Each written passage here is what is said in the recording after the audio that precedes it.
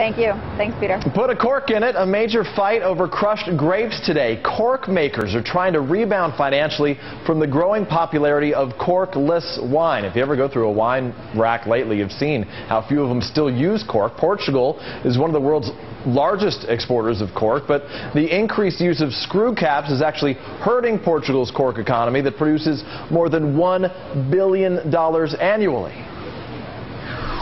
The cork producers have really made some changes, and it's apparent in their product. They do a few processes differently now, and it's made a huge difference in our corks. CNBC's Jane Wells is live from Napa Valley, California, where somehow she managed to get the short straw and wound up in the beautiful wine country with the latest on these billboards all over the area promoting the use of corks. Jane?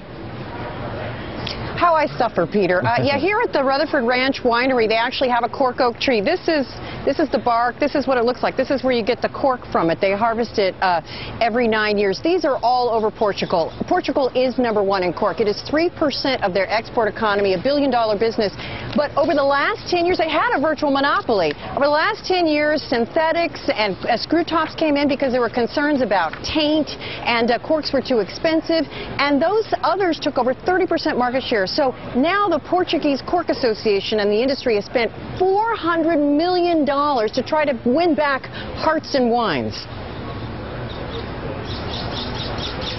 Alternative closures provoked a very big change in the cork industry, and we have responded in the last 10 years like never before. And today, I think that we are finally getting market share back to cork. That is the result of all the effort that we have conducted over the last 10 years.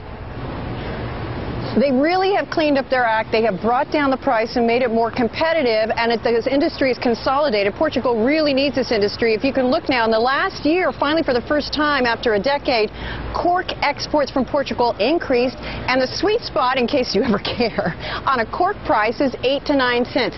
Still a little bit more expensive than plastic and screw top, but they say the quality you get over the long term is much better than that. So we'll have to see, Peter, as Portugal is suffering so much. This is one of their #1 exports, along with eucalyptus for pulp, if you can believe it, and they are working very hard as a country to try and push those industries to the world. Their effort to win back hearts and wines, I like that. Cheers to you, Jane. We appreciate it.